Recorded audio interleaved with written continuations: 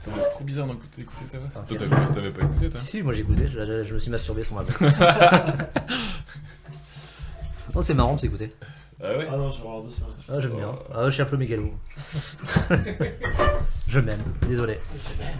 Ce que tu dis aussi, t'apprécies ce que tu dis aussi. Je me dis putain, qu'est-ce qu'il est drôle ce type.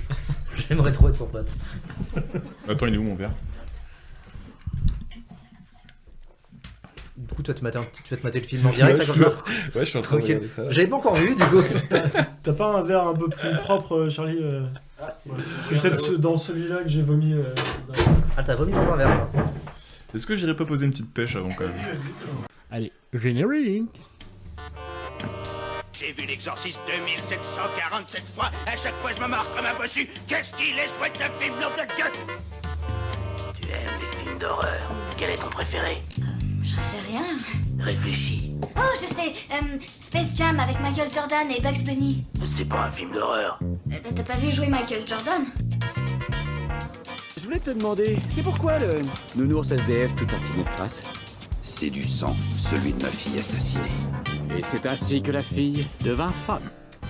Bonjour, bonsoir, bienvenue dans Raconte-moi ta pépite. 2 invités, 2 pépites cinématographiques et un co-host. Alors je vais vous présenter tout le monde et on va commencer par le co-host, le plus habitué du micro. J'avais oublié qu'on commençait par le coast.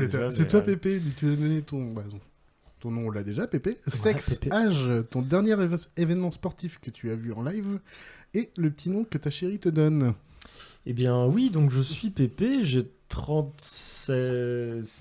Oh là là, il bug déjà. Il y a des trous. Mais j'ai pas mes notes aussi, c'est pour ça. 37, ça y est, je suis à 37. Et donc, dernier événement sportif que j'ai vu dans la vraie vie, je ne le retrouve pas. Je ne me souviens pas. C'est probablement un match Nantes-Rennes ou Rennes-Nantes. Pas de cette saison. Je pense que c'est le Rennes-Nantes, ou peut-être que vous vous souvenez les gars, où les supporters de Nantes avaient balancé des balles de tennis sur le terrain. C'était il y a quelques années. Ouais, je ne sors plus de chez moi depuis ce temps-là. Oh là là. D'accord. La loose. Ouais. Et le petit nom que ta chérie te donne? Je lui ai demandé si je pouvais le dévoiler. Ça pareil, tu peux pas dire non plus. Bah, là non plus, je ne me souviens pas. Ah, tu Eh te ben, souviens pas? C'était une Oh, très Ça belle fait très intervention. longtemps qu'elle m'a pas appelé par mon petit nom. Oh la mémoire des fois. Ah oui, c'est Merci à pour 37 ans. Merci pour cette présentation. Voilà. Voilà, vous Vraiment. ne saurez rien de moi. Donc ça, c'est la personne la plus habituée. Ouais, c'est impressionnant. C'est vraiment Quand on est impressionnant. habitué, on prépare plus rien. Bon podcast Et à du tous. coup, Maxime, même question, sexe, âge, événement sportif en live et le petit nom que ta chérie te donne. Eh ben, je suis un homme, j'ai 35 ans. Dernier événement sportif, c'était au Roison Park, fin d'année dernière, c'était Rennes-Montpellier. Quel sport? C'est l'équipe qui se bat toujours, ton club de merde. D'accord. Sinon, le nom que ma chérie me donne, ça doit être Maître ou un truc comme ça. Ah oui, bien sûr, ouais. Bah oui. Ouais. Mais quand vous sortez de la salle rouge, il y a un autre nom. Non, on n'en parle pas de celui-là. D'accord. C'est bizarre, c'est jamais en public qui t'appelle comme ça. Ouais, c'est bizarre. Vraiment dans le privé. Et le troisième, Julien, a.k.a. Colès. On va dire Colès, hein, on va... Oui, parce qu'il y a trop de Julien, en fait, c'est chiant, désolé. Hein. Même solo, sexe, âge, événement sportif en live et le petit nom que t'as chérie te donne. Sexe masculin, 36 ans. Dernier événement sportif, c'était un Nantes Juventus il y a très peu de temps en Europa League. Une belle rouste, disons que le suspense n'était pas trop au rendez-vous. Et le petit surnom que ma copine me donne, et je vais faire plaisir à Max, je vais dire Pépette. Oui. Ça te plaît, hein? Ah, Pépette. Petite pépette. Ah, c'est joli, Pépette. C'est viril. Très très viril. Ah oui, bon, c'est mignon ça. Ça pourrait être pire. Du coup, on est là pour parler de film.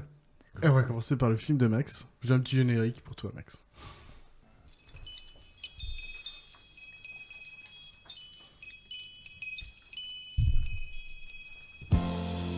Chez Max, coiffeur pour homme. Où un jour j'entrais comme, par hasard, me faire raser la couenne et rafraîchir les douilles. Je tombe sur cette chienne, shampouineuse, qui aussitôt m'aveugle par sa beauté païenne et ses mains savonneuses. Elle se penche, et voilà, c'est... Tu connaissais pas cette chanson de Non. Serge Gainsbourg? Non. Eh ben, moi Je non découvre. plus. c'est érotique. Mon cher Max, est-ce que tu as ton synopsis mal fait pour essayer Bien de sûr. tenter d'expliquer ton film aux autres? Alors, le synopsis mal fait. Alors, c'est une phrase, hein, c'est rapide. Alors, la phrase c'est: pour gagner en popularité, un ancien souffre-douleur cherche à faire copain-copain avec une célébrité. Waouh, ça peut être tellement de films. C'est un peu. C'est un film d'ado, non? C'est mon voisin, Teen Movie. le voisin qui habite à côté d'une porn star là. Ah, Non, Non, c'est non, pas ça. c'est pas. Ça t'aurait- ça t'aurait- Je vois quel film c'est. ouais, je ça, sais plus le nom, mais oui, c'est pas ça. C'est pas ça. Avec la meuf de 24 heures chrono. là. C'est ça. Ouais. Mais non, c'est pas ça. Vous l'avez peut-être pas Ah, non, pour ouais, l'instant. là, ça vient pas Je vais pour vous envoyer le son indice. Normalement, j'espère qu'à la fin, vous l'aurez.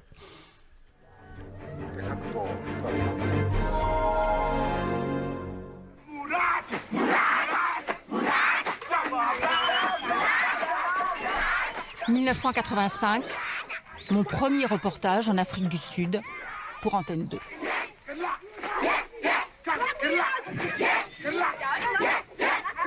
Image clandestine, le régime de l'apartheid m'avait refusé un visa journaliste.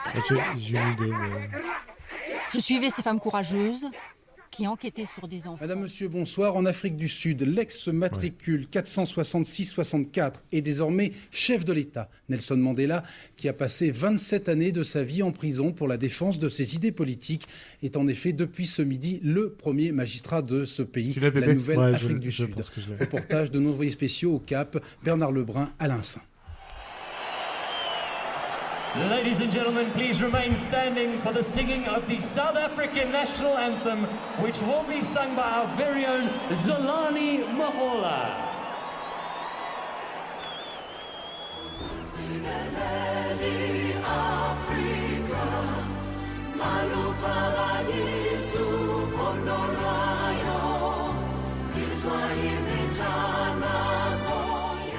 The middle of the back and going for the line. Back it comes to Joos van der Westhuizen. Little knock forward. Ça fait beaucoup d'indices.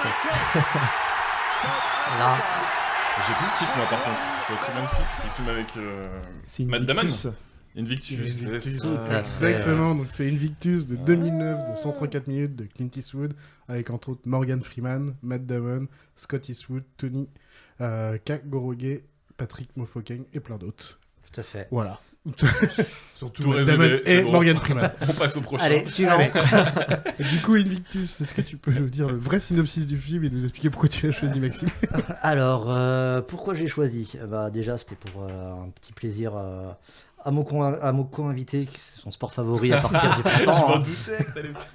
À partir du moment où son club de merde est éliminé de Ligue des Champions, il est fan de rugby. Donc,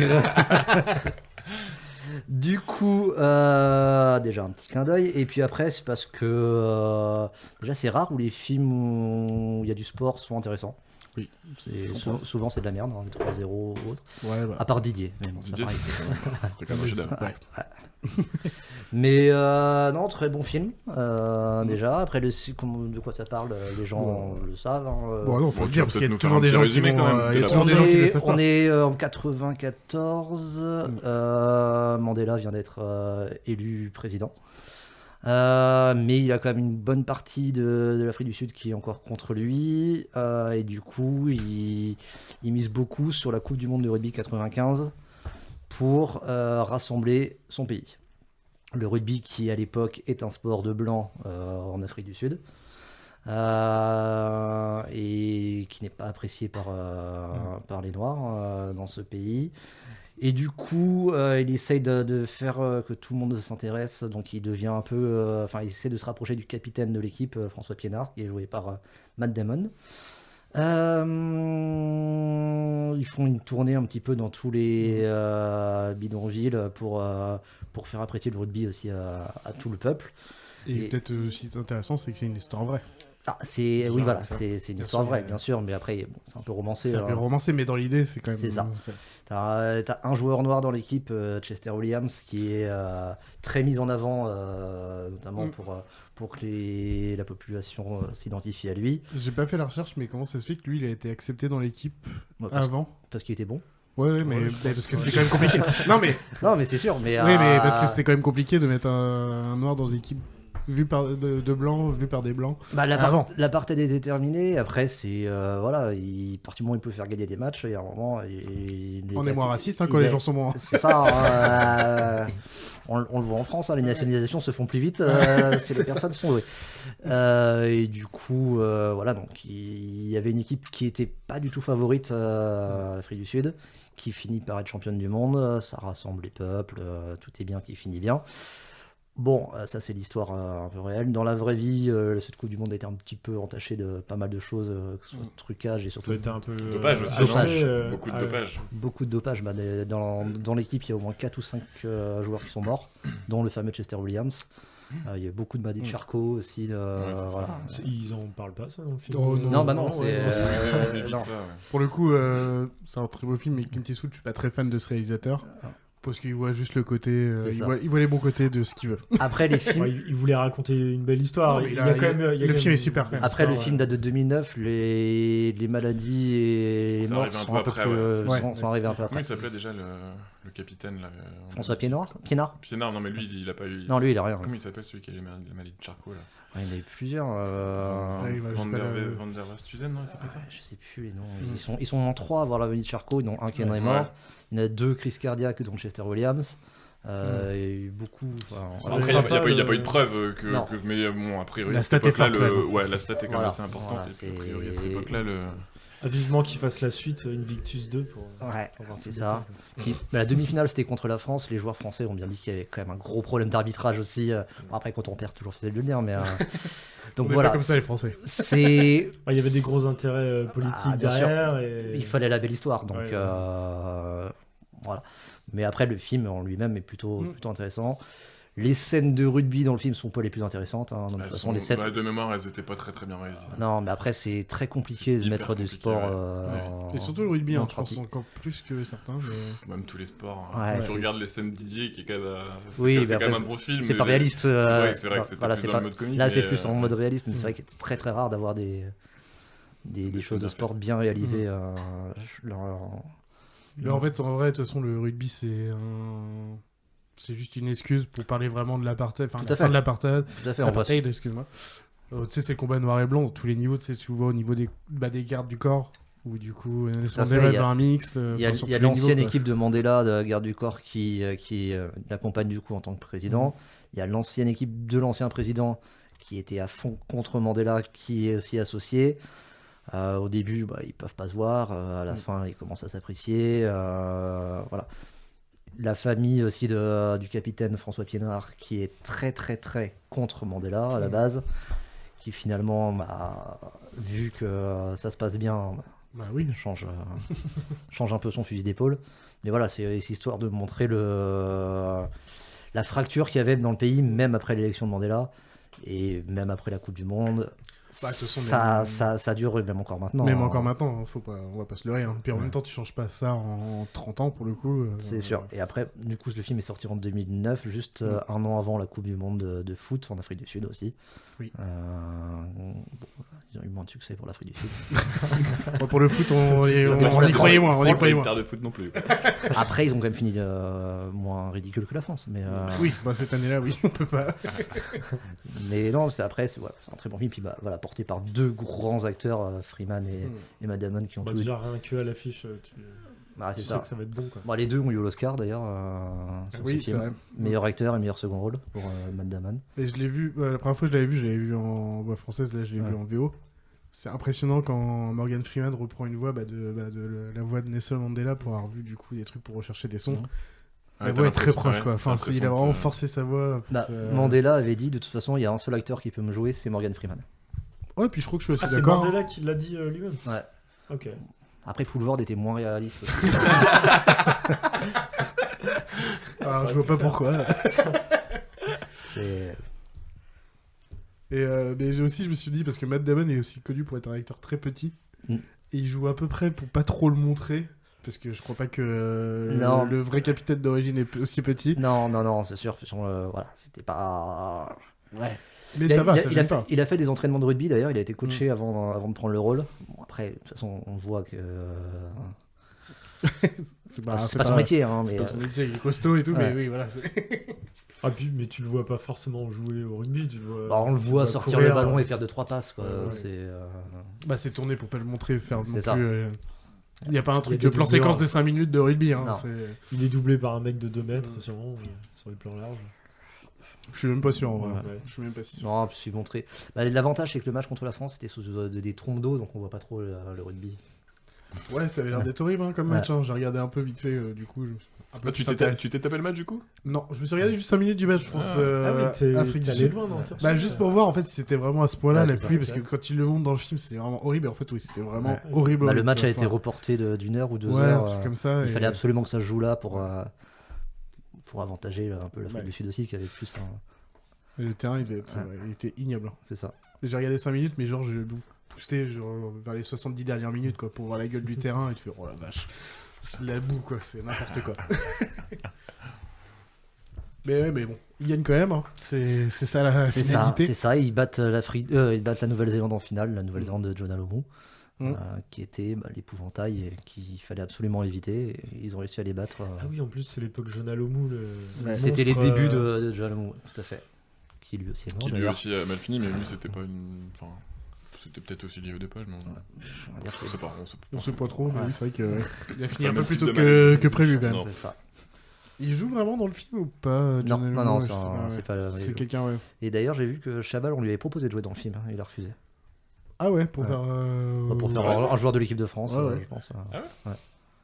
Ça aurait été marrant, en même temps, ça aurait été assez logique. Hein. Mais il y a le film, tu l'as cité, le fils de Clint Eastwood qui joue. Ouais. Qui joue un des joueurs.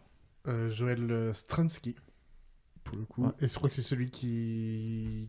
C'est le demi d'ouverture. C'est le demi d'ouverture, celui Ouais. qui tire au poteau. Qu'on voit un peu vite fait parce que ça se joue quand même que au pied la finale. Donc, C'est ça. donc on le voit quand même pas mal. Bon, en même temps, Clint Eastwood, il a 12 gamins, donc... Bah, il peut pas faire une équipe de rugby entière, hein, du coup. Parce que sinon, la musique, je crois que c'est son fils aussi, enfin, mais c'est pas le même. C'est bien. Au black, tout ça. Ouais, tout ça. Donc vous avez tous vu ce film, c'est ça? Ouais, enfin... oui, je l'ai vu, mais c'est vrai il y que a ça monte longtemps, un peu, hein. ouais, ça monte un peu. Pareil, donc, c'était il y a très longtemps. Donc, les souvenirs sont un peu vagues. Si, le souvenir d'avoir passé un très bon moment devant le film. Mais alors, après, l'histoire... Clairement, ouais, moi ça me parle, ça fait long un peu. Il y a eu le truc, en fait, je trouve que le truc qui résume un peu bien le film quand ils font leur tournée et tout machin, d'aller voir dans la population noire de l'Afrique du Sud, où il y a le One Team, One Country. Ouais. C'est vraiment le truc, donc une équipe, un pays, c'est vraiment l'objectif, on essaie C'est ça, et de puis rassembler les gens. C'était un nouvel hymne qui n'était pas chanté dans le stade, du coup, Ouais. par le public blanc, qui chantait encore l'ancien hymne de l'apartheid. Avait l'ancien drapeau de l'apartheid, beaucoup. Donc il y avait beaucoup de... voilà, c'était très très compliqué de rassembler le pays. C'est vrai qu'on oublie qu'en fait c'était pas si longtemps que ça, hein. Enfin c'est moins de 30 ans, donc C'est ça. ce drapeau d'Afrique du Sud, c'était pas ça il y a C'était moins pas de le 30 même, ans. non. C'était pas du tout le même. Hein. Il y avait bien les petites étoiles, le bleu, tout le côté Royaume-Uni quoi. C'est ça. Un peu moins maintenant. Mais le petit truc qu'ils ont fait, c'est qu'ils ont gardé les couleurs quand même des maillots à l'ancienne. Oui. Ça c'est le vrai truc. C'est ça. que- Et ils voulaient, à la base, ils voulaient changer le nom aussi. Enfin, les populations voulaient enlever le nom de Springboks qui était vraiment associé à l'apartheid. Ah, il y avait une connotation de Ouais. Springboks Ouais. Ah ouais, mais ça vient d'où ça? Je sais pas. J'ai pas regardé vraiment dans le détail. Je mais en sais fait, pas. après, Springboks, c'est quoi? C'est une petite gazelle. C'est une ouais, gazelle c'est une africaine. sorte d'antilope, je sais pas ce que c'est, mais exactement. Mais apparemment, Ah, c'est c'est une très connotation, associé d'accord. parce que c'était l'équipe des Blancs aussi. Donc, Hmm.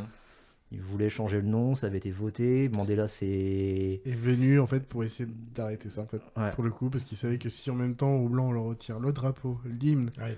le nom de On laisse l'équipe, un peu. plus aussi les couleurs du maillot, ça Ça faisait passait peut-être pas. beaucoup d'un coup.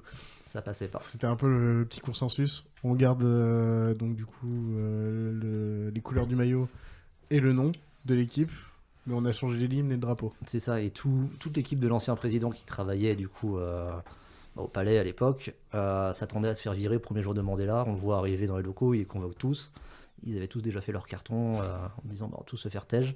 Il leur dit ceux qui veulent travailler avec moi peuvent rester.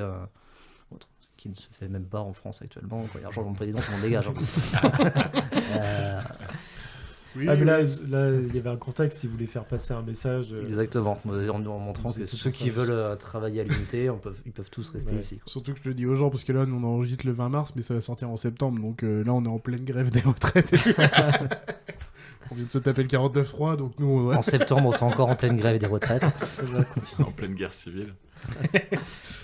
Mais non, mais ça reste toujours un super beau film. Le seul point faible, enfin, je trouve que c'est Clint Eastwood, parce que lui, il voit toujours le bon côté des choses. C'est ça. Et il te vire une grosse partie. Ah quoi. bah c'est très romancé. Après, il fait ça sur tous ses films. Ah oui, non, mais. Bah, il veut, Gran il veut Torino, que ce c'est soit pareil. une belle hein. histoire qui finit bien. Un drame qui finit bien. Faut que tu ressortes de la salle avec un petit sourire, une larme et un sourire, tu vois. Pour le coup, il y a eu 2-3 jours, il y a une soirée Palmacho, ils ont fait un petit sketch où ils se sont foutus de la gueule de Clint Eastwood. Des films de Clint Eastwood, où t'as le mec qui est en train de parler avec son fils, il fait oui, tu peux te marier. Oui, mais elle est mexicaine. Ah bah non, tu peux pas te marier. Et après, en fait, on voit qu'il, vu qu'il est trop vieux, il se rappelle de plus rien, tout le temps. Et je fais oui, ça caricature un peu bien les films de Clint Eastwood. Mais ça ne change rien que le film est bien, et au pire, ça permet au moins de s'interroger. Beaucoup de ces films sont bien. Ça permet de s'interroger sur pas mal de choses. C'est ça. Faut juste aller plus loin que le film. C'est ça. Comme C'est souvent, enfin, c'est le cas avec beaucoup de Oui. films avec Eastwood. Du coup, Ça reste quand même un grand réalisateur. C'est hein, ça, et c'est beaucoup de ce ces qu'il a films fait sont aussi. bien. Après, ils sont toujours un peu tournés dans le même sens, mais à la gloire de l'Amérique. Non, mais comme tu l'as dit, justement, c'est toujours pas non plus super fun en Afrique du Sud, et il y a plein de problématiques encore, donc c'est pour ça. Oui, tout s'est pas arrêté après le titre. Ils sont tous devenus copains. Ils ont tous dansé dans la rue ensemble. Quoi. Mais tu savais que c'était tiré d'un livre aussi? Oui, tout à fait. C'est moi ce que je l'ai appris en faisant mes C'est ça, recherches, en fait. je savais pas du tout. Il y a du roman, il y a de la vérité, et il y a du Eastwood en plus. Mais est-ce qu'il y a du mensonge aussi?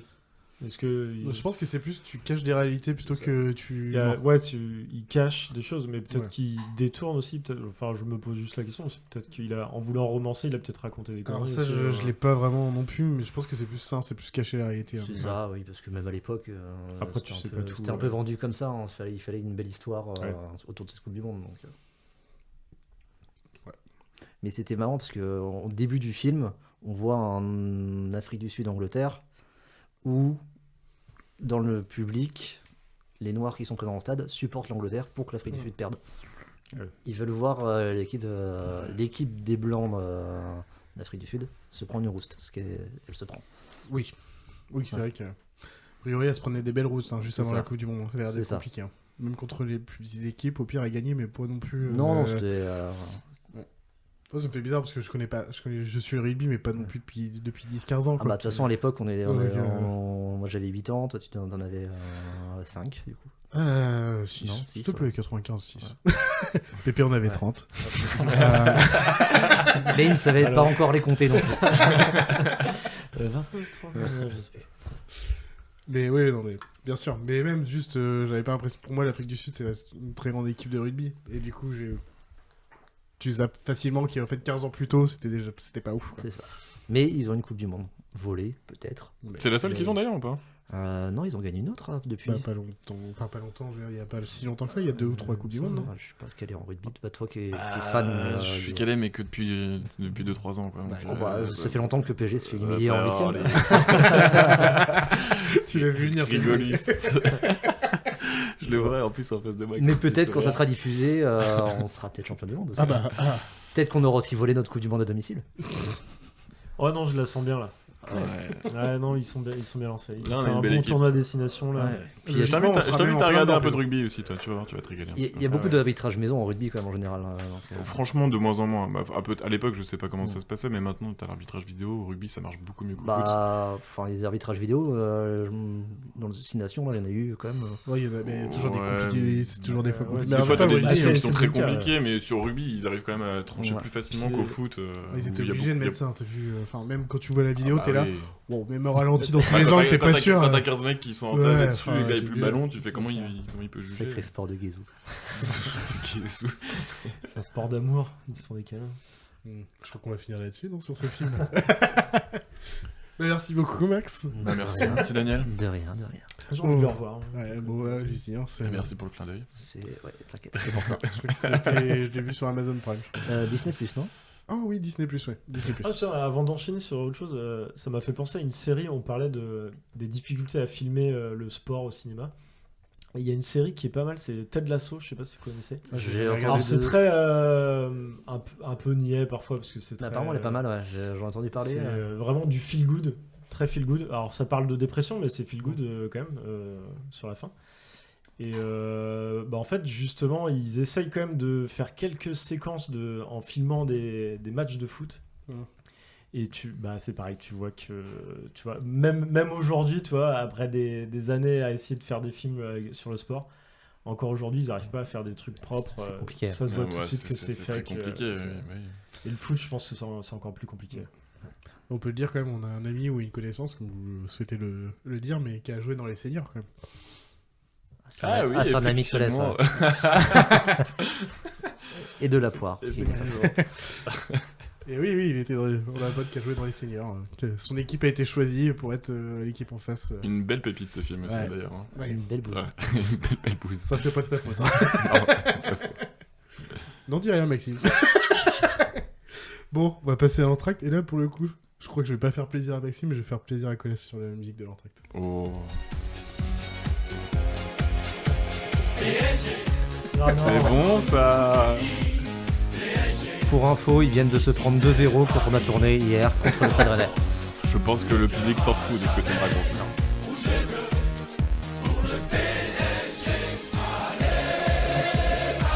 Mon Dieu. Mais pourquoi? Fallait bien. Et ouais, c'était aussi pour te faire chier aussi. Mon Dieu, Parce que tu me l'avais vraiment dit clairement aussi quand t'as choisi Invictus, c'est par rapport à ton invité et tout. Je me suis dit, il faut. Du coup, cher Colès, j'aurais pu choisir un film pédophile. Je vais te demander ton acteur et ton actrice préférée dans l'ordre que tu veux, actrice, acteur, actrice. Allez, on va commencer par l'acteur et c'est un petit clin d'œil aussi à Maxime. J'ai choisi Leonardo DiCaprio. Oh, mon sosie. Non, je pensais plus que tu allais réagir par rapport à ses récentes frasques en dehors il sort avec des jeunes. Ah oui, comme vous deux. Ouais. Il est très attiré par les jeunes, mais au-delà de ça, je trouve quand même que c'est un acteur qui est assez incroyable. Il a joué dans plein de films. Bon, là, il y a du choix. Hein. Ouais, il y a du choix. Et, Le Loup de Wall Street, Shutter Island, Titanic. Voilà. Parfois, il y a du moins bien. Arrête-moi si je pense à La Plage, j'ai pas trop kiffé. Ouais, La Plage est un peu particulier. Mais c'est un des rares, c'est le seul qui me vient qui soit. Il était très jeune à l'époque aussi. Gang of New York. Il jouait le minot, le minet. Ouais. Donc voilà, choix peut-être basique, mais franchement, quand même, cet acteur-là, je trouve qu'il il est quand même assez extraordinaire. Il joue plein de rôles différents. Ouais, c'est ça. Il joue le connard parfois. Django Unchained. Dans Django, il est très bien. Il a quand même eu la chance d'avoir des bons rôles à chaque fois, quoi. Je pense qu'il les a mérités. Il les a mérités quand même. Il joue très bien, mais il a l'occasion de montrer ce qu'il sait faire avec des super rôles, quoi. Est-ce que c'est pas lui aussi qui sublime ses rôles aussi, peut-être? Peut-être aussi. Au début aussi, il a fait pas Roméo et Juliette, si. Et le Masque de Fer, c'est parce qu'après on lui a donné Titanic, ok, mais vraiment il a fait les trucs. Il a eu une sacrée carrière, quoi. Ouais. C'est clair. Moi, je suis complètement d'accord. Et mon actrice préférée est de rien à voir, mais j'ai choisi Catherine Fro. Oh, j'aurais pas vu venir. Ouais, tu l'aurais pas vu venir? Non, une actrice française que je. C'est sur quel film que tu Je t'aurais vu sur une plus jeune, toi. Une petite Zendaya ou un truc comme ça, quoi. Non, mais Catherine Fro, que je sais pas, j'ai toujours trouvé cette actrice drôle. Enfin, en tout cas, elle me fait beaucoup rire dans son rôle. Il y a des films en particulier qui te... Ouais, du coup, dans. Comment s'appelle le film où elle joue Marguerite. D'ailleurs, c'est tiré d'une histoire vraie où elle joue une cantatrice connue, qui a vraiment existé, qui se pensait être une très très grande chanteuse, et qui chantait vraiment très mal. Marguerite, ça s'appelle le film. Et elle joue ce rôle merveilleusement bien de la bourgeoise qui croit qu'elle chante hyper bien, et puis tout le monde l'écoute parce que c'est une grande bourgeoise qui a de l'influence et qui l'applaudissent en disant oh bravo, qu'est-ce que tu fais, qu'est-ce que tu chantes bien, alors qu'en Pépé a checké sur son téléphone à quoi ressemblait entre les deux. Je voyais pas Catherine Fro, tu connais pas Catherine Fro? Elle a joué pas mal de films aussi avec Bakri. Je suis plutôt d'accord, elle joue vraiment super bien. On a l'impression qu'elle joue pas vraiment, elle a un peu des fois ce rôle de candide, un peu d'illuminé, un peu candide, et qui finalement me fait beaucoup rire. Mais je crois que elle fait beaucoup de théâtre aussi. Elle a fait beaucoup de théâtre aussi, ouais. Ah oui, je suis d'accord, elle est assez incroyable. Ouais. Moi, en fait, Catherine Fro, je pense tout de suite à son rôle dans Le Dîner de con. Bah oui, dans Le Dîner de con, bah oui, c'est qui joue Marlène. Marlène, sa sœur. Ouais. Elle a un petit, dans ce film-là, elle a un second rôle, mais elle a une belle carrière et puis elle me fait beaucoup rire, donc voilà. Je comprends. J'aime bien les deux choix, en tout cas, personnellement. Ça dénote. C'est sûr. C'est bien, on les verrait pas ensemble. En tout cas, je pense que DiCaprio, il en voudrait pas. Non, c'est pas peut-être dans l'autre sens. Hein, mais... Si elle a une petite fille, à la rigueur. Maxime, pour la deuxième fois, acteur et actrice préférée. Du coup, j'ai pas repris les mêmes, sinon ça aurait été un peu dommage. De toute façon, il y a toujours... Là, je suis resté sur des Français cette fois. Acteur, j'ai pris Mathieu Kassovitz. Kassovitz. Oui, voilà, c'est la version polonaise. Du coup, voilà. Plein de films, voilà, que ce soit La Haine, Bureau des légendes, bon, c'est pas un film, une série. Il est très très bon là-dedans.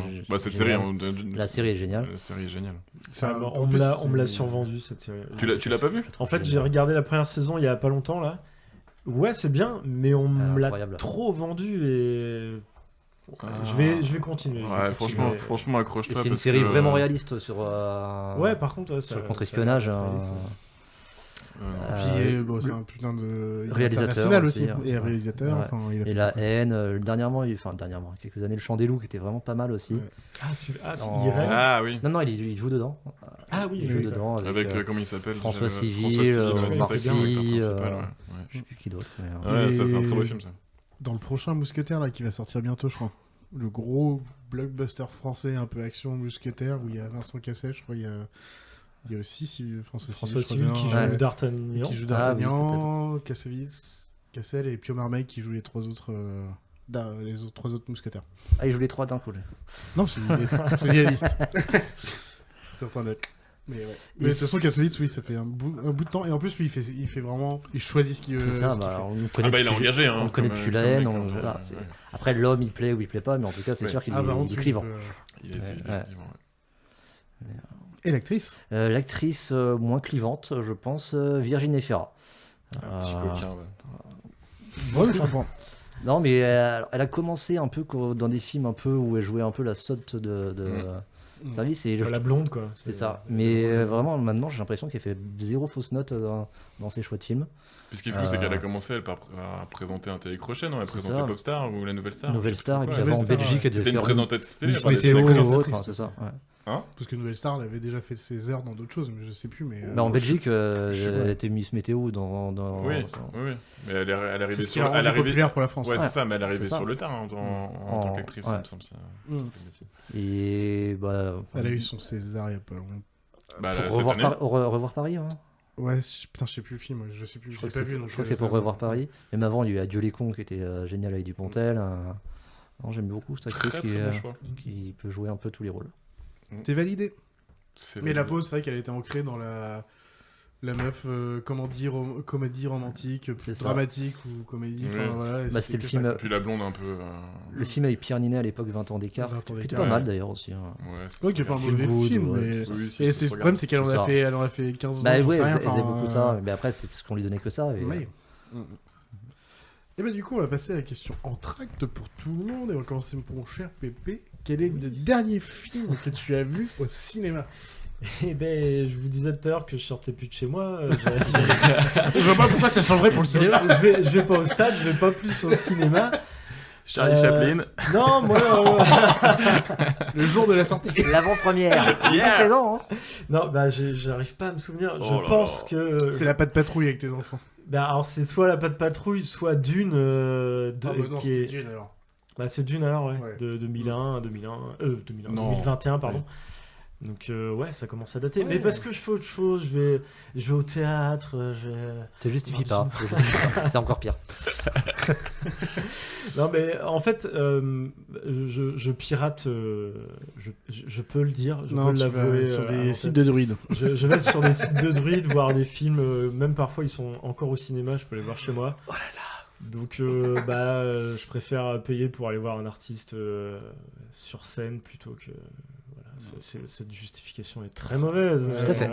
Tu sais, on s'en foutait. Surtout dans un podcast sur le cinéma, quoi. Donc t'es en train de déglinguer le cinéma alors que t'es là pour parler de cinéma. Moi, le cinéma, ça m'emmerde.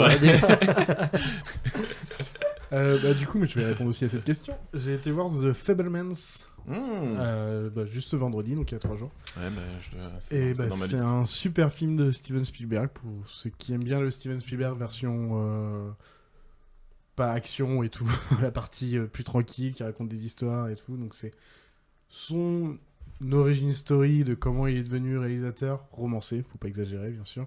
Mais ça explique pas mal de petits trucs de comment il est devenu et pourquoi il a été aussi proche du cinéma très tôt.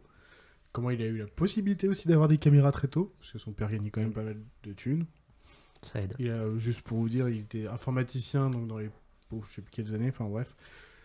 Et il a fini chez IBM en créant les premiers ordinateurs. Donc ça faisait partie des petits génies. Voilà. C'était bien. Donc il était pas trop mal. Voilà. C'était bien l'outil. Et donc c'est un super film si vous adorez le Steven Spielberg qui raconte des histoires et pas qui est en mode action comme on peut avoir aussi que j'adore aussi moi spécialement franchement à voir. Il a été aux Oscars là, il y a pas longtemps, il a pris 0 parce que Everything's Everywhere Là, ils ont tout pris. Once a tout pris. En même temps qu'un super film en même temps aussi. The Fabelmans si vous voulez voir que ce soit au cinéma ou plus tard en tout cas sur un autre, franchement c'est vraiment un cool film. Très bon film de Steven Spielberg. C'était dans ma liste. Donc, ouais. Toi, tu peux y aller à fond, tu passes. Par contre, oui, je vous le dis, c'est 2h30, 2h45. De toute façon, maintenant, j'ai l'impression que les films récents, ils ont du mal à... Ah, moins de 2h30, c'est... moins de 2h30, c'est compliqué pour eux. Ils n'arrivent plus à... Astérix, c'était quoi, 1h10 Il y a des gens qui ont été voir Astérix? Non, là, non. Faudrait me payer pour le voir. Moi, j'ai bien envie de le voir. Ah ouais? Je le verrai quand il passera sur MyCanal. Je le verrai quand c'est ça. Exactement, quand il est sur MyCanal, je le regarderai. Mais non. Pas me déplacer. Il est quand même... Enfin, après... faut se faire son propre jugement. Oui, t'as raison. Mais il se fait comme dégommer. Il y a forcément moyen de se marrer. Il se fait dégommer, mais il y a quand même plus de 4 millions de personnes qui ont été au cinéma pour le voir. Oui, bien sûr. Mais c'est un film où tu regardes dimanche soir dans ton canapé quand t'es KO et que t'as envie de poser ton cerveau, quoi. Peut-être que ce sera une pépite ici dans un prochain épisode. Peut-être que ce sera la première fois que je dirais que c'est de la merde le film, peut-être. Bon, je reconnais ton dernier film au cinéma. Moi, c'était Babylone.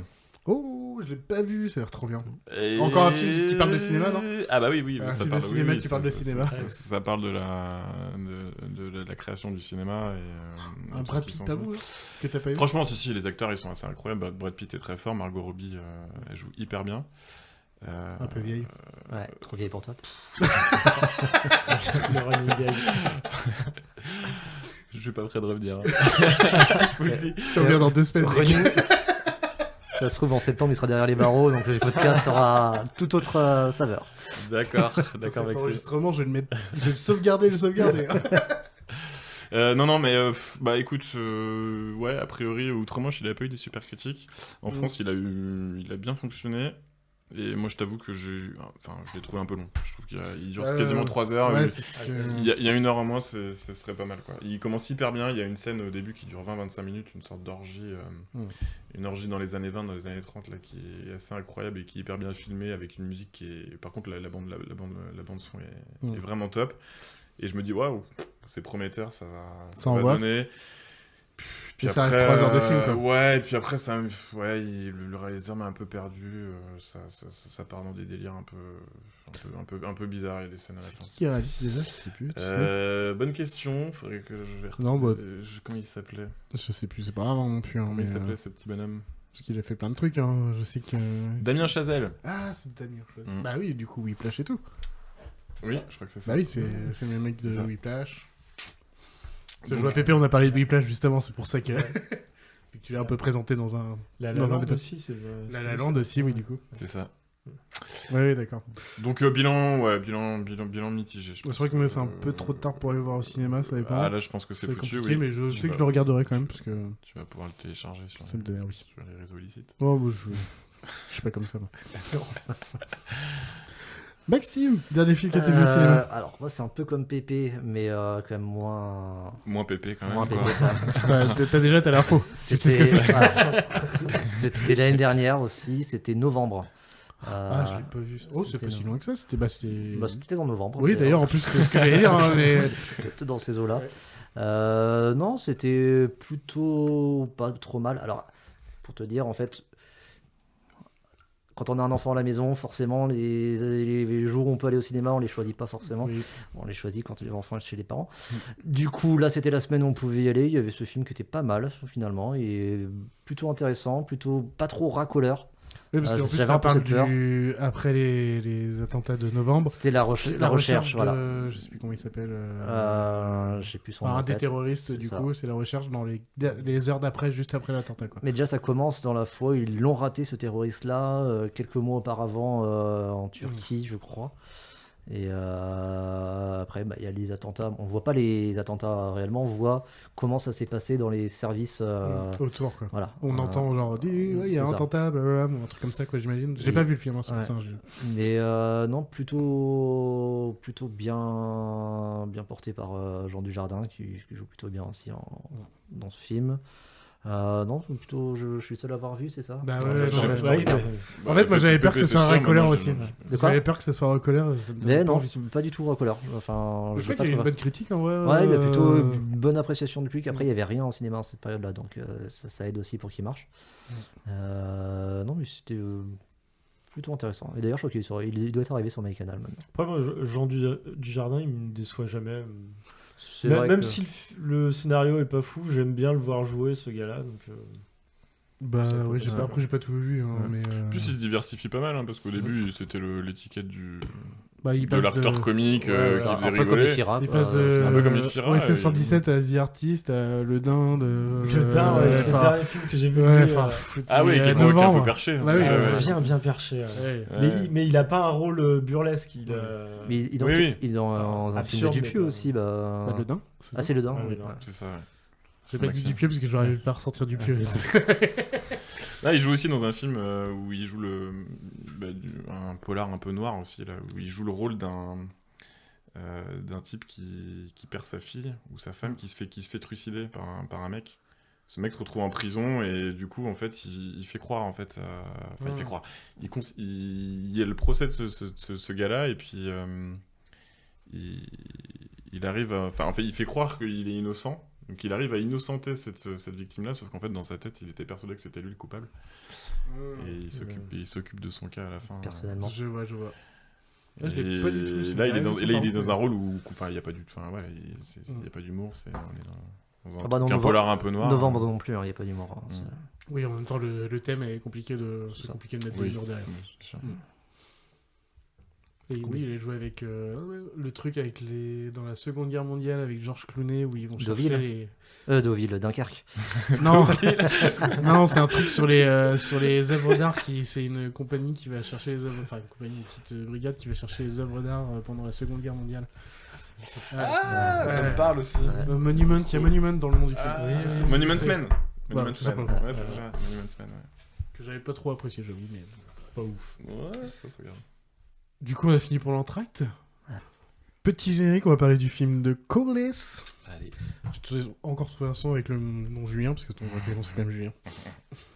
Une fillette en vin qui m'aime autant que j'aime le vin. Une petite fillette en plus qui t'aime. Mon Bourgogne. Ça va te parler, Pierre Perret, toi, Pépé, non? Ah oui, j'ai les 70. Les violentes sèves coulera le feu dans nos reins. Claque ta langue, fille de Bacchus, contre la mienne et gloire à Vénus. Ah, t'as pas entendu, mais il parlait du Bordeaux Saint-Julien, c'est pour ça. Oh. Bref. Rien à voir avec mon film, par contre, on est d'accord. Ah non, c'est rien, c'est juste qu'il y a ton prénom dedans, c'est tout. Parce que là, on part sur voilà, on est pas sur le même délire. On est pas trop sur le même délire. Mon cher Colès, oui. Est-ce que tu peux dire ton synopsis mal fait pour que les deux autres essayent de deviner? Allez, bon courage, messieurs. C'est l'histoire d'un sale type qui, à cause d'un encore plus gros sale type, va finir par se retrouver dans le sale drap après un sale coup qui dérape. Beaucoup de salles, quand même, c'est ça. C'est du 8 sale. C'est un film sale. J'aimais bien la répétition quand tu me laisses. Je vous avoue qu'on a quand même pas galéré, on n'a pas discuté là-dessus. Je suis pas sûr qu'avec la bande-son vous soyez un petit peu plus avantagé. Tu l'as entendu, la bande-son? Oui, j'ai regardé le film déjà. Non mais les sons de Charlie. Ah non, je sais pas ce que va mettre Charlie quand même. Voilà. Tu veux la ressortir une fois peut-être, on sait jamais. C'est l'histoire d'un sale type qui, à cause d'un encore plus gros sale type, va finir par se retrouver dans de sales draps après un seul coup qui dérape. J'ai l'impression qu'il n'y a rien. Là, Rien du tout. Ben, je vous mets le son, on verra si ça aide.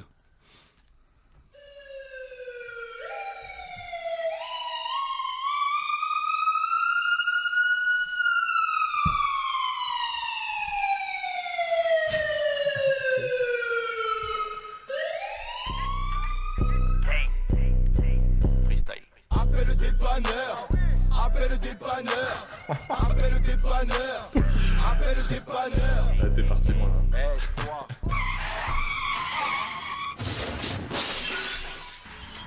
Bonjour. Ouais, bonjour, on était braqués. Ah, Et puis vous avez pas déclenché l'alarme? là, ils nous ont sauté dessus. On est dans le fourgon. Ah, Ouais. j'ai envoyé une ambulance. D'accord, ok. Merci. Donne-moi voir une rue. C'est quoi l'adresse? L'adresse, vite. J'aurais voulu être un artiste. C'est toute ta première scène.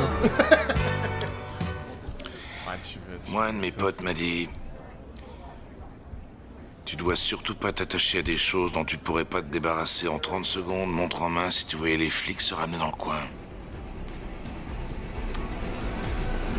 Là, c'est la BO, donc ça va finir là-dessus. Vous avez eu la première scène et une scène de film. J'avoue qu'il vous a quand même pas fait trop de cadeaux. Ah non. Mais c'est peut-être pas si simple que ça. En vrai, je suis pas sûr qu'il les ait déjà vus. Ah ouais. Ah merde. Parce que la BO est quand même très sympa, elle va bien avec le film. La BO est... Ouais. Excellente. Captivante.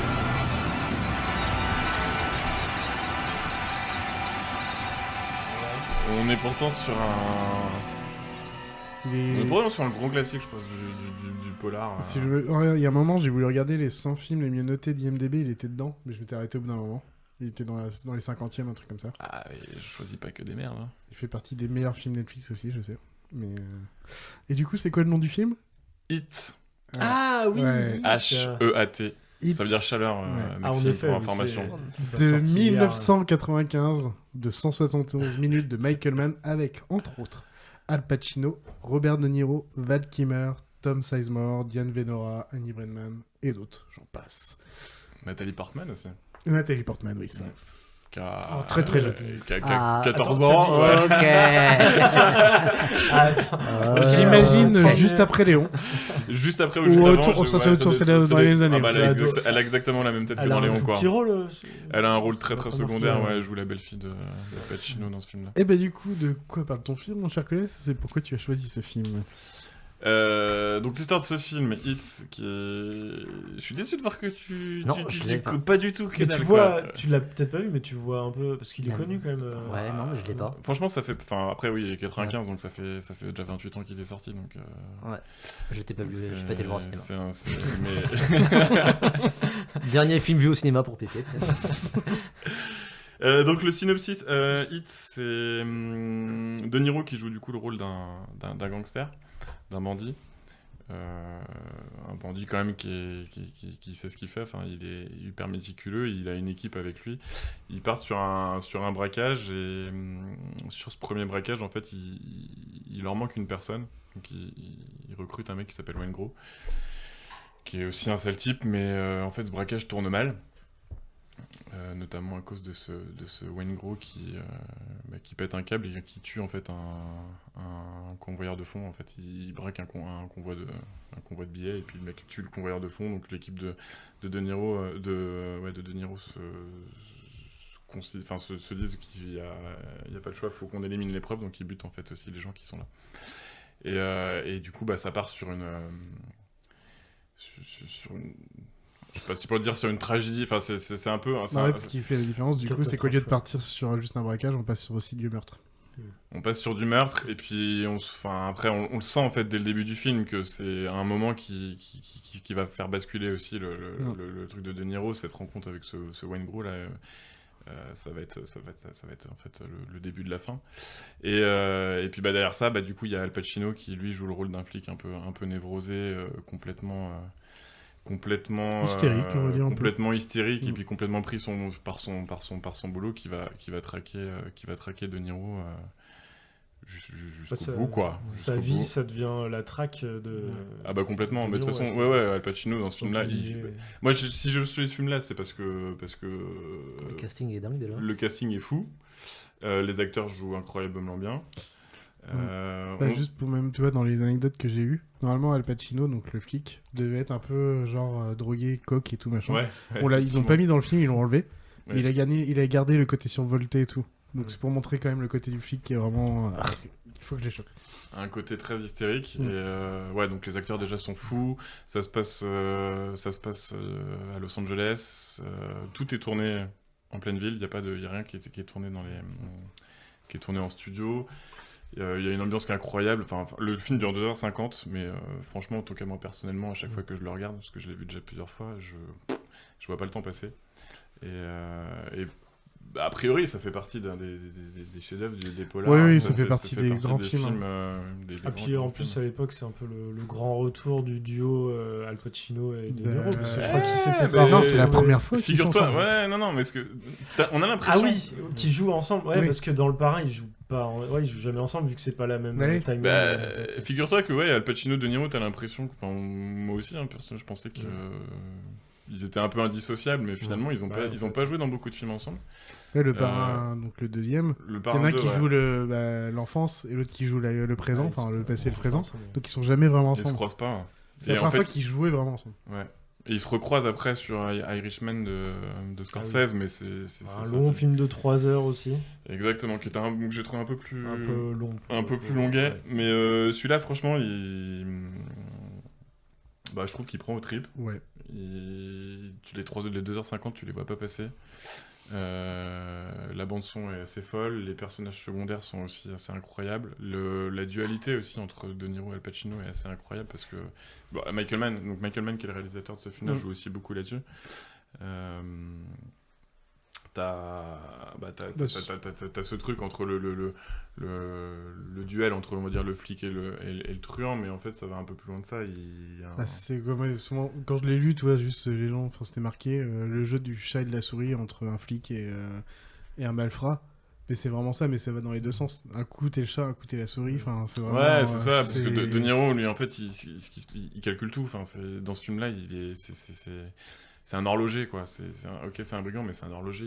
Il maîtrise tout, il maîtrise tout son art et du coup, il a aussi des coups d'avance sur Al Pacino, qui a aussi des coups d'avance. C'est ce jeu-là du chat et la souris entre les deux qui est hyper intéressant. Tu te retrouves encore avec un film où ils jouent quasiment pas ensemble, en fait. Et ce qui est très... C'est une traque où... Exactement. Et puis ce qui est intéressant, c'est que le réalisateur Michael Mann... Alors, je pense qu'on peut dévoiler un peu de la fin du film, parce que...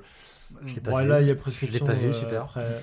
Il y a prescription, mais de deux, je pense pas que ça soit le. Changer, non plus, c'est pas le but de ce film-là. Enfin, je veux dire, quand tu vas voir un policier ou un thriller où il y a des meurtres et puis tu te demandes jusqu'à la fin du film qui est le coupable. Là, je me souviens plus de la fin. Je pense que c'est pas ça qui marque le plus. Mais puis, en plus, de toute façon, tu le sens dès le début du film. En fait, tu sens que De Niro, avec ce braquage qui tourne mal, tu sens qu'il y a un petit rouage qui s'est cassé. Et puis, en fait, au fur et à mesure du film, c'est un peu la descente, quoi. Mais et puis ce qui est intéressant, ce que tu disais aussi tout à l'heure, c'est que le réalisateur qui a mis... Enfin, c'est un duel, en fait, entre les deux, si tu veux. Mais tout le film, à part la dernière scène, tout le film, c'est que des plans où ils sont jamais ensemble. Et pour autant, il y a une scène du film qui est assez incroyable, qui marque un peu un tournant dans le film, c'est quand ils se retrouvent dans un café. Ouais. Parce que Al Pacino, à un moment donné, le poursuit sur la 4 voies. Ils le suivent, ils le traquent en fait depuis des jours, voire des semaines, sauf qu'ils n'arrivent pas à choper des preuves de leur braquage, et il leur faut des preuves pour pouvoir l'arrêter. Et Al Pacino, à un moment donné, va le poursuivre sur la 4 voies, et puis va lui dire, allez, viens, on va boire un petit café ensemble. Sachant que tous les deux savent... Enfin, ils savent qui est qui. Ils savent pertinemment qui est qui, et ils savent pertinemment, ils ont des trucs et tout, et ce duel, ils se retrouvent au café ensemble, et en fait, tu te rends compte que ces mecs-là, Michael Mann, je pense, beaucoup joué là-dessus, tu te rends compte que ces mecs-là, ils ont une sorte de respect mutuel, et puis finalement, ils se ressemblent énormément, les personnages entre Al Pacino et De Niro, même s'ils jouent deux professions complètement antagonistes, ils sont Ils ont clairement le même profil et il y a une sorte de respect mutuel. Ils ont pas le même maillot, mais ils ont la même passion. Ils ont pas la même passion, mais ils ont un peu le même maillot. Ça serait plus dans l'autre sens. En fait, c'est plutôt. En fait, ils vivent une vie de merde parce qu'ils ont une passion et ils se comprennent là-dessus. Et en fait, justement, moi, sur le coup, quand je l'ai vu dans mes petites notes, j'ai mis putain le jeu de regard entre Al Pacino et De Niro, mais qui est juste par le montage est dingue parce que des fois il y en a un qui regarde l'autre, enfin tu sais de loin, je veux dire avec des jumelles. Tu vois qu'il y a l'autre qui regarde par là et tout, ça joue sur... Et du coup, c'est comme si c'était toujours face à face, mais ils sont tout le temps face à face. Et en fait, en lisant les anecdotes, du coup, mais quand même dans le truc du café là, en fait, t'as aucune scène où les deux sont dedans. Exactement. En fait, un moment tu vois l'un, un moment tu vois l'autre, mais jamais les deux en même temps, même s'ils sont juste face à face sur cette table. Même la scène du bar. La scène de bar, non, ils sont face à face, mais c'est vrai que tu t'en rends pas forcément compte quand tu regardes le film, mais effectivement c'est filmé où il expliquait, il a dit non, moi c'est ces deux profils antagonistes, il n'y aurait aucun intérêt à les mettre ensemble à ce moment-là, et ils se retrouvent pour la scène finale. Mais donc officiellement, encore avec ce film-là, ils n'ont jamais été sur une scène visible ensemble. Ils se connaissent pas. La dernière. Ils se sont jamais vus. Non, il y a toujours du 1 contre 1. Ah non, il y a un dos, ouais. Non, la dernière. La dernière. Je sais pas si on peut. Mais non, faut peut-être pas aller jusqu'au bout. Mais oui, non, mais du coup, le jeu de regard, il est vraiment jusqu'au bout, quoi. Enfin, ouais. Et puis, c'est 2h50. Et... Personnellement, en tout cas, moi, je les vois pas passer. En fait, c'est aussi parce que c'est le côté donc, choral du film. Tu sais, c'est quand t'as plein d'histoires qui se rejoignent. Et du coup, t'as les flics, bon, c'est surtout De Niro, les flics, mais dans les méchants, donc t'as... Al Pacino, excuse-moi, dans les flics. T'as De Niro, t'as son histoire, avec, au fait, sa solitude, et il rencontre quelqu'un. T'en as un, c'est un jeune père de famille, où c'est compliqué avec sa meuf. Val Kilmer. Ouais. Y en a un autre, c'est un père de famille, mais épanoui, mais du coup, voilà. Et donc, t'as le taré, et on comprend qu'il est vraiment taré avec d'autres choses, sans aller plus loin. Oui. Y a aussi un black qui vient de sortir de prison, qui veut être cuistot, qui veut se mettre bien, et en fait, on verra que c'est un peu compliqué. Et du coup, en fait, t'as tous ces trucs-là, et tout se rejoint, plus en même temps, celui qui s'est fait voler aussi les billets à côté, il y a toute une histoire avec lui. Et tout se rejoint petit à petit et tout, machin. Et donc, voilà, je vous donne juste l'info de quelle histoire il y a, mais franchement, pourquoi ça se rejoint à la fin et comment ça se finit, tu fais waouh, mais oui, mais tout est logique, quoi. Enfin, tout est bien tourné. Ouais. C'est impressionnant. Mais tu le sens, c'est pour ça que je dis que ça fait. Ils le disent aussi un petit peu, ça fait un peu tragédie, parce que tu le sens dès le départ. Tu sais que ça va mal finir cette histoire. Tu sais que ça peut pas finir à Lone Rose où ils vont se servir la main, ils deviennent copains et puis ils partent ensemble aux Bahamas et ils font leur vie. Voilà, ça se finit pas comme ça. Ouais. De toute façon, la scène pour moi qui est la scène centrale du film, c'est quand ils se retrouvent et qu'ils ont ce discours entre eux, ils se le disent eux-mêmes. De Niro, il a dit moi je pourrais jamais repartir en prison. Al Pacino, c'est ce flic qui fait écoute, moi mon rôle c'est de t'arrêter et c'est de faire en sorte que tu fasses pas le mal aux autres. Si on se recroise, il y en aura un ou deux qui va y rester. Les 5 minutes de discussion, t'as le truc de toute façon, tu dois pouvoir partir comme tu veux en 30 secondes. De toute façon, je sais rien faire d'autre. L'autre, il dit moi non plus. C'est que des trucs comme ça, donc tu fais ouais, ok, d'accord. Et non, franchement, les acteurs hein, déjà sont assez incroyables.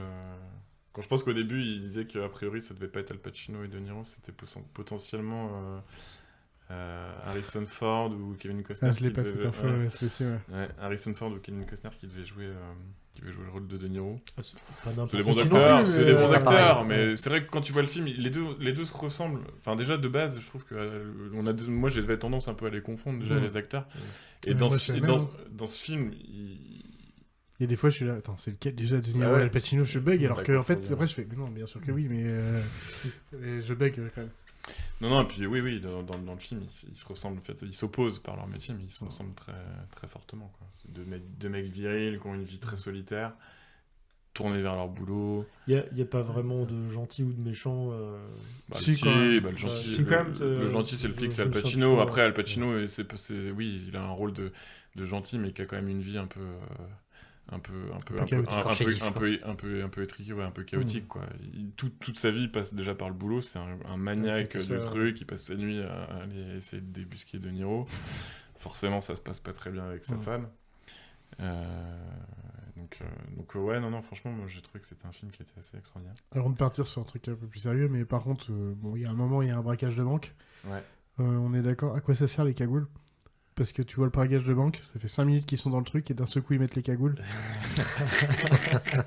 J'ai vraiment bugué, j'ai fait c'est quoi l'intérêt du coup des cagoules là ? Attends, c'est fini les gars. Enfin, Alors, ça fait en 5 minutes. 95, il y avait peut-être pas de caméra dans les. C'est un film d'époque. Ok. Mais par contre, non, mais ce qui sort de ça, c'est une fusillade d'anthologie. La fusillade de la sortie de la banque est vraiment. Et en fait, extraordinaire. Et dans les anecdotes, j'ai un petit truc en fait, du coup, c'en est venu à ce que les US Marines, des États-Unis, les Marines des États-Unis, et en fait, ils ont réutilisé ça pour montrer comment il fallait fuir d'une fusillade si ça partait vraiment en cacahuète, tellement elle était tellement bien tournée, tellement elle est vraiment impressionnante et tout, machin.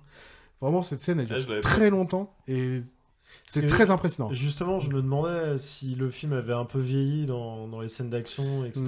Franchement, honnêtement, je te laisserai le regarder, mais moi je l'ai vu il y a quelques années plusieurs fois déjà. Je l'ai revu forcément pour préparer un petit peu le truc quand même, quoi. Non, franchement, honnêtement, j'ai trouvé que ça avait vraiment pas. Ça passe encore. Le seul truc qui vieillit, c'est la déco des riches. C'est juste que c'est plus la même maintenant, mais sinon, je crois que c'était les riches de l'époque, que c'est tout, quoi. Je prendrais bien sa petite baraque. Oh, oui, non, mais voilà. Sur les hauteurs de Los Angeles avec une vue magnifique sur la ville. Et tu vois, pour même revenir sur l'idée de ce film a vraiment capté les gens, il y a un malfrat français en 96 à Montluçon, dans le centre de la France, Montluçon, qui Los Angeles. Rémi Gardien, qui s'est inspiré de Hit et de la scène du gunfight, donc du coup de la fusillade, pour son propre effet. Il avait, à cette époque-là, attaqué une banque qui avait sorti 50 000 francs, et s'était fait choper genre 1 an ou 2 après. Ah oui, et du coup, en fait, quand il s'est fait choper, cavale. quand il s'est fait choper, il a dit oui, je me suis inspiré de Hit, ça m'avait vraiment inspiré. Ça, je l'avais pas ça. Et d'autres qui sont inspirés, il y avait Christopher Nolan pour Batman. Il avait avoué qu'il s'était aussi un peu inspiré de Hit dans la scène où il y a un braquage de banque dans un des Batman. Ah oui. Ouais. Avec le Joker. Ouais, c'est ça, avec le Joker. Et aussi la scène où t'as Batman qui va retrouver le Joker quand il est dans le commissariat et qu'ils se retrouvent tous les deux en train de discuter. Il s'est inspiré de cette scène dans le bar où ils se retrouvent tous les deux, où t'as ce duel entre les deux antagonistes. Sous tension. Exactement. Bah, de toute façon, le Hit, la musique ou la BO aussi joue beaucoup là-dessus, mais c'est vrai que pour moi, c'est 2h30, 2h50 là où t'es sous tension permanente, quoi. Et en fait, tu vois, justement, cette scène, c'est Michael Mann, il a un ami donc, qui est dans qui était détective dans la police de Chicago. Exactement, ça c'est tiré d'une histoire vraie. Et qui a rencontré le mec qui devait choper, et du coup qui a discuté avec ce gars-là. En fait, c'est pour ça donc il a rendu un hommage avec cette scène à son pote. J'ai pas son nom par contre, mais c'est pas grave, après, ça change pas grand-chose. Je sais plus comment il s'appelait, je crois. Si Chuck Adamson, il s'appelait, le flic, qui était un ami de Michael Mann. Et ce mec-là était flic, et en fait, il a en fait arrêté le vrai Nail là qui joue le truc. C'est une histoire vraie. C'était un braqueur qui était dans les années 60, je crois, 50 ou 60, qui a fait pas mal de prison. Il est sorti de prison et le flic là, le Nail en question, se doutait avec le profil de ce gars-là qu'il allait récidiver. Il le savait, et il le tenait à la culotte. Il l'a suivi. La scène du bar, a priori, alors peut-être qu'après elle a été un peu romancée dans le film, effectivement, mais la scène du bar existe a priori où il a vu déjà le braqueur avant, ils ont discuté ensemble, et il a fini par le tuer après un braquage sur un parking, quoi. Je vous spoil peut-être. Là, c'est bon. On a toute la fin du film. Non, mais franchement, encore une fois, de la fin du film, je suis pas sûr que ça, c'est pas un film à suspense. On sent, enfin, je sais pas ce que t'en penses, Charlie, quand tu l'as vu. Tu fais non, ça peut pas bien finir. Tu sais comment, limite, comment ça va se finir. Bah, j'avais peut-être une autre fin quand je l'ai. Parce qu'en fait, c'était la première fois que je le finissais pour le coup. Parce que j'ai essayé une fois de le regarder. Non, mais la première fois, j'avais commencé à le regarder, il était déjà 1h du mat. Voilà. Donc là, je l'ai fini. Et moi, juste avant la fin, j'avais une autre idée de la fin, mais on n'était pas non plus sur un truc très heureux. Mais du coup, j'avais pas... Et pour moi, en fait, c'est le film, je trouve aussi, c'est donc la goutte d'eau, c'est le mec en plus qui tue les mecs. Ce qui fait que ça devient plus un braquage, mais un braquage avec crime. Donc du coup, ils ont De Niro, donc machin, ça part en cacahuète et tout. C'est ça qui fait que ça passe à un niveau supérieur. Et pour moi, c'est la goutte d'eau qui fait déborder des vases, en fait, parce que du coup, ça part en cacahuète dans plein de trucs, dans tous les sens. Bah, en fait, la goutte d'eau, pour moi, c'est déjà la première scène, c'est le mec qu'ils embauchent. Habituellement, Robert De Niro, c'est le braqueur hyper méticuleux qui tout se passe au millimètre, machin. Et ils ont besoin d'un mec, ils recrutent un mec. On voit De Niro au début qui pose des questions sur ce mec-là, est-ce qu'il est fiable, est-ce que machin et tout ça. Et en fait, ce mec-là est complètement taré et ça part en vrille. Et en fait, on le comprend pas forcément trop au début, mais c'est vrai que c'est ce gars-là qui... même, tu vois, dans les 10 minutes après, parce que, vraiment, sur 2h30, sur 2h50, je peux... Après, ils se rencontrent, après le braquage avec le mec en plus, et on voit qu'ils essaient de le buter, et en fait, avec de la chance, le gars arrive à partir. Mais sinon, s'il était mort, du coup, ça serait complètement le fin du film, c'est bon, ils sont tranquilles, ça part pas en cacahuète. Oui, parce qu'une fois qu'ils finissent le braquage, c'est au début du film. Une fois qu'ils finissent le braquage, De Niro, il est pas du tout content de comment ça s'est passé. Ils veulent lui faire sa fête au gars, ils veulent en régler son compte. Ça se passe, il arrive à s'échapper, et puis en fait, après, il se passe plein d'autres trucs, et tout le monde fait un peu sa vie, tu repars sur des trucs, mais finalement, cet acte manqué, ce raté qui s'est passé là au début. C'est 2 petits ratés, du coup. Ce raté de l'avoir appris, de ne pas l'avoir buté lui. Ouais. Et après, ça ramène d'autres choses. Ouais. C'est pour ça qu'il y a un côté choral, parce qu'il va se passer d'autres choses avec d'autres personnages. Et en même temps, sur 2h50, oui, mais avec toute cette petite histoire, au début, tu es là, putain, mais pourquoi il me raconte ça ? En fait, tu fais, d'accord, je comprends mieux. Ça même le jeune père avec la meuf avec qui c'est compliqué, t'as un moment où c'est important. T'as un petit moment, c'est ouf, mais tu te dis, putain, c'est con d'avoir duré autant de temps, et en fait, tu fais, non, en fait, c'était quand même plutôt important. Tu parles de quoi, là ? De Val Kilmer avec sa meuf. Ah oui. Pourquoi en parler aussi longtemps et tout, machin, au bout d'un moment, tu fais, ok. Machin, il y a toujours un truc, en fait, il n'y a pas chaque histoire n'est pas racontée pour rien, en fait. Ouais, il y a le... Je sais pas comment il s'appelle cet acteur, mais le Black, là, qui sort de prison et... Moi, je connais plus le nom de l'acteur, mais... Qui veut se réinsérer dans la société, sa femme qui l'aide aussi beaucoup à se réinsérer, et puis qui, finalement, à un moment donné... faire de l'argent. Il se retrouve à... Ouais, en même temps, il se retrouve... Alors, juste, ça, c'est pareil, c'est dans les débuts. Juste, il arrive dans la cuisine, c'est la cuisine, ils prennent des prisonniers et tout, machin. Mais l'autre, il est là et tout, il fait, oui, moi, je vais être bien. En plus, il était ancien cuistot, vraiment. Et il se retrouve, et l'autre, il fait, oui, non, mais de toute façon, t'es qu'une merde.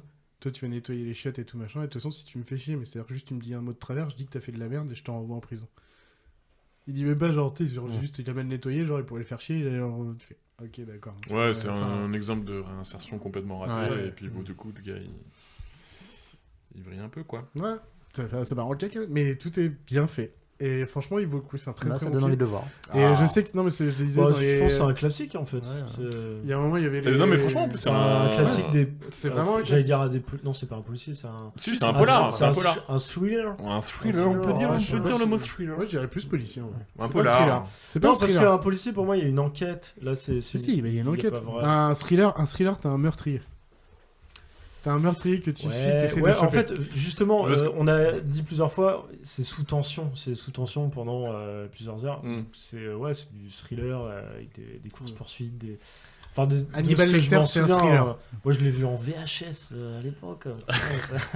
C'était de piètre qualité, l'image. Je me souviens pas de tout. Non, mais pour moi, c'est un film de policier, c'est nous.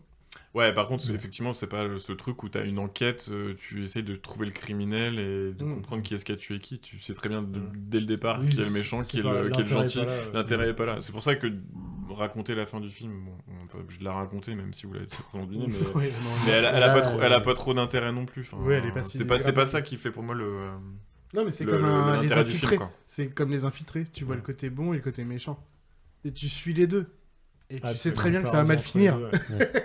C'est pareil, mais quand même c'est super intéressant parce que tu vois comment ça se rejoint, comment ça passe, comment les liens se font, voilà. Ouais, puis les c'est exactement pareil, c'est un peu la même idée, quoi. Ouais, le jeu d'acteur est... C'est les infiltrés, en même temps non, les infiltrés c'était vieux parce que la version congolaise c'était 80-90, mais c'est exactement dans la même idée en fait. T'as le côté bon et méchant, tu suis les deux et tu comprends pourquoi l'un fait l'autre et l'autre fait l'un. Oui.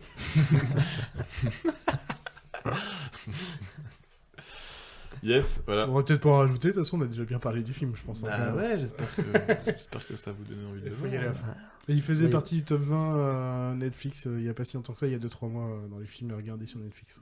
Je vais fouiller ça. Et il est pas sur Netflix par contre. Il est plus maintenant, ouais. Non, Disney Plus aussi. T'as aussi, toi tout, toi. Tu vous fais tous les râteliers. C'est bon. Mais surtout, tu disais qu'il était dans le top 100 des meilleurs films de... Ouais, je crois que c'était IMDb, il était dans... Mais en fait, ce qui est incroyable, c'est que ce film-là, à l'époque, il a eu un succès fou. forcément le casting était assez fou. Déjà, ouais. Après peut-être le De Niro et Al Pacino, tu vois leur visage dans le film, ils font un peu genoux, donc c'était un peu le début de leur carrière quand même. Enfin, quoique pas non, Ils sont pas tant que ça. ils sont middle, pas du tout. Ils sont middle. Mais c'est vrai que tu te dis pas que c'est un film culte, mais pourtant il a eu une grosse il a très très bien fonctionné et très très bien noté, et honnêtement c'est mérité. Ben merci beaucoup, Colès. Bah de rien. Ça m'a fait plaisir, du coup j'ai pu finir ce film. Je sais pas ce que... Et merci à vous tous pour Merci à l'enregistrement. toi. Et on va Merci, finir avec les gars. un peu de Merci à BO tous. de Invictus avec un petit chant africain. Une petite musique pour le PSG ou pas à la fin? Non, ça on a déjà pris, on en a eu assez. Non, là, non, ça on fera pas ça.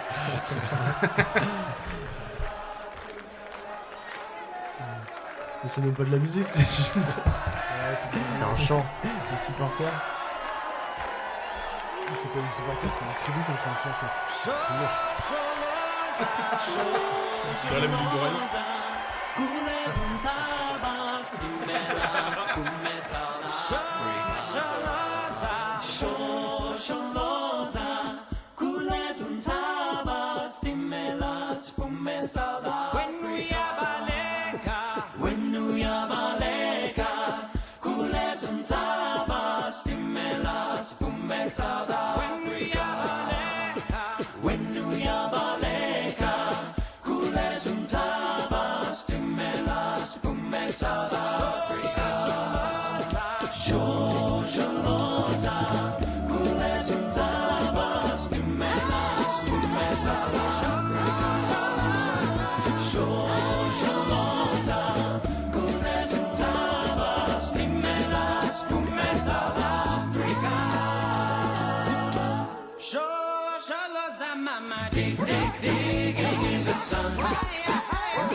Men must work for me. Digging in the sun. Men must work for me. Digging in the sun. Men must work for me. Digging in the sun. Men must work for me.